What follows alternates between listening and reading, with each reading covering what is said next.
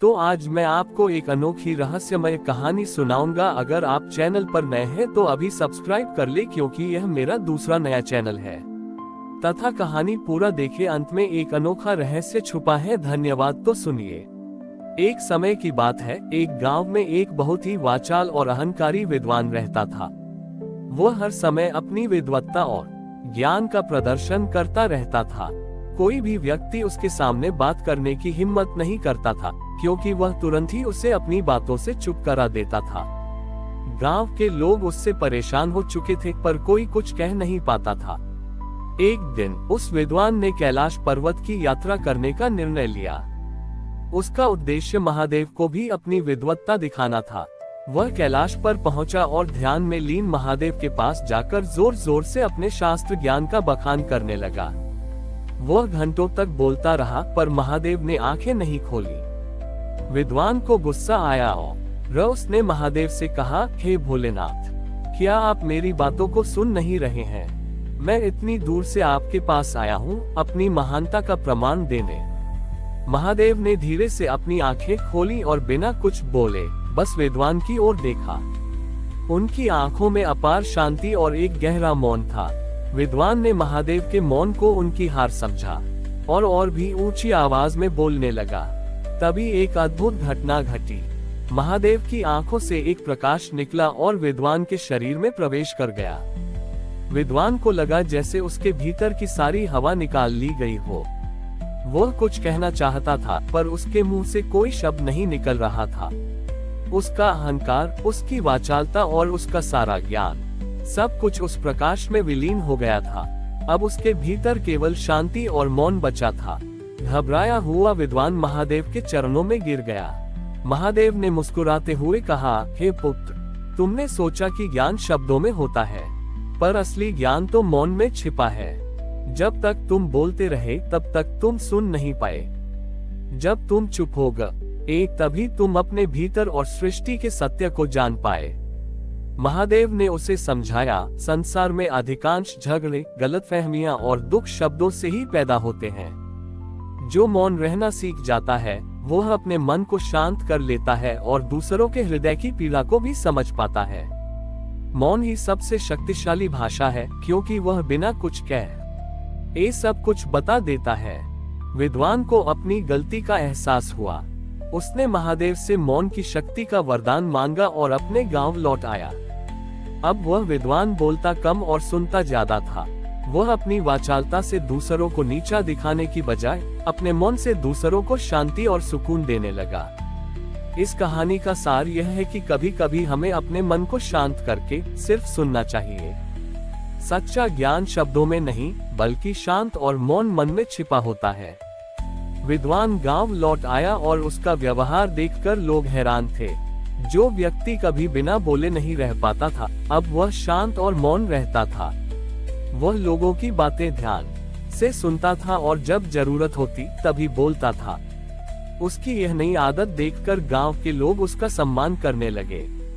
एक दिन गांव में एक बहुत बड़ा अकाल पड़ा। खेती बाड़ी सूख गई और पानी के सारे स्रोत सूख गए। लोग बहुत परेशान थे और अपने अपने भगवान से प्रार्थना कर रहे थे। उसी समय गांव में एक ढोंगी साधु आया। उसने लोगों से कहा कि अगर वे उसे बहुत सारा सोना और धन देंगे तो वह अपनी तपस्या से बारिश करा देगा। गांव वाले, जो पहले से ही संकट में थे, उस साधु की बातों में आ गए। उन्होंने अपना सारा बचा खुचा धन इकट्ठा कर उसे दे दिया। ढोंगी साधु ने दिखावे के लिए कुछ मंत्र पढ़े, पर कुछ नहीं हुआ। उसने लोगों से कहा कि महादेव अभी क्रोधित हैं और उन्हें और धन की जरूरत है। गांव वालों के पास अब कुछ भी नहीं बचा था। वे निराश होकर उस विद्वान के पास गए, जो अब मौन रहने लगा था। उन्होंने उससे कहा, आप तो महादेव के पास से लौटे हैं, क्या आप हमारी मदद कर सकते हैं? उद्धरण चिन्ह। विद्वान ने उनकी पूरी बात सुनी। उसने एक गहरी सांस ली और अपनी आंखें बंद कर ली। वह कुछ नहीं बोला, बस मौन रहा। उसने मन ही मन महादेव को पुकारा और उनसे पूछा, हे भोलेनाथ, क्या यह मौन ही मेरी परीक्षा है? तभी उसे एक विचार आया। वह ढोंगी साधु के पास गया, जो अभी भी लोगों से और पैसे ऐंठने की कोशिश कर रहा था। विद्वान ने एक भी शब्द नहीं बोला, वह बस साधु के सामने खड़ा हो गया। ढोंगी साधु ने उसे देखकर गुस्से में कहा, तुम कौन हो, यहाँ क्यों आए हो? विद्वान मौन रहा, पर उसकी आंखों में महादेव की दी हुई शांति और शक्ति थी। वह मौन की शक्ति से उस साधु के मन को पढ़ने लगा। उसे पता चला कि साधु के पास गांव का सारा धन एक गुप्त जगह पर छिपा हुआ है। बिना कुछ बोले विद्वान ने अपनी उंगली से एक दिशा की ओर इशारा किया। गांव वालों ने उस दिशा में जाकर देखा तो उन्हें सारा धन मिल गया। ये देखकर ढोंगी साधु घबरा गया और वहां से भाग गया। गांव वालों को अपनी गलती का एहसास हुआ। उन्होंने उस विद्वान का बहुत आभार व्यक्त किया। उस दिन उन्हें समझ में आया कि सच्चा ज्ञान और शक्ति दिखावे में नहीं बल्कि मौन में होती है। विद्वान ने बिना एक भी शब्द बोले अपने मौन से सभी की रक्षा की। इस कथा के अंत में महादेव ने पार्वती से कहा, पार्वती, ये कहानी हमें सिखाती है कि मौन केवल चुप रहना नहीं है, बल्कि यह अपने भीतर की आवाज को सुनने और उसे सही समय पर सही तरीके से इस्तेमाल करने की शक्ति है। सच्चा ज्ञानी वह नहीं है जो बहुत कुछ बोलता है, बल्कि वह है जो सही समय पर मौन रहकर समस्याओं का समाधान करता है। महादेव ने कथा को आगे बढ़ाते हुए कहा, पार्वती, उस घटना के बाद गांव में विद्वान का सम्मान बहुत बढ़ गया। लोगों ने उसे गांव का मुखिया बनने का प्रस्ताव दिया, पर विद्वान ने विनम्रतापूर्वक मना कर दिया।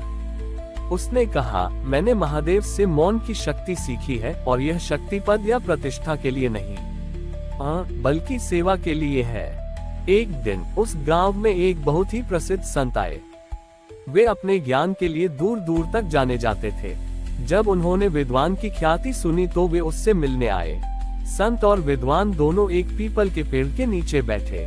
संत ने अपनी विद्वत्ता का बखान शुरू किया, जबकि विद्वान ने सिर्फ ध्यान से न की बातें सुनी। घंटों बाद संत ने पूछा, आप कुछ बोलते क्यों नहीं?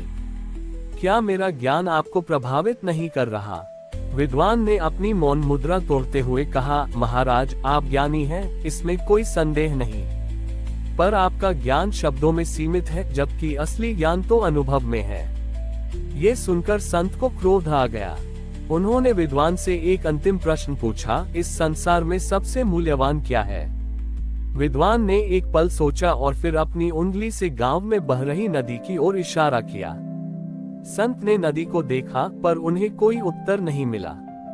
विद्वान ने फिर से एक गहरी सांस ली और अपनी उंगली से उस पीपल के पेड़ की ओर इशारा किया जिसके नीचे वे बैठे थे। संत को अब भी कुछ समझ नहीं आया। तब विद्वान ने कहा, महाराज, नदी सबसे मूल्यवान है क्योंकि वह बिना किसी अपेक्षा के सबको जल देती है। वह बहती रहती है पर कभी रुकती नहीं।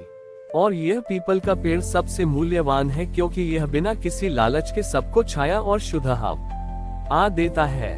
उसने आगे कहा, यही असली त्याग है जो मौन रहकर किया जाता है। जब आप त्याग को शब्दों में बताते हैं तो वह अहंकार बन जाता है, पर जब आप बिना कुछ बोले त्याग करते हैं तो वह परमात्मा की सबसे बड़ी सेवा होती है। ये सुनकर संत की आंखें खुल गईं। उन्हें एहसास हुआ कि उनका ज्ञान अधूरा था। वे अहंकार के बोझ तले दबे हुए थे। उन्होंने विद्वान के चरणों में गिरकर क्षमा मांगी और मौन तथा निस्वार्थ सेवा का महत्व समझा। उस दिन से वे भी मौन रहकर लोगों की सेवा करने लगे।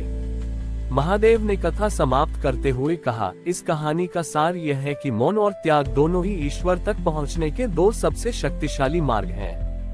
जब हम मौन रहकर निस्वार्थ भाव से सेवा करते हैं तो हमारे भीतर और बाहर दोनों जगह शांति का वास होता है, जो हमारे जीवन को सार्थक बना देता है।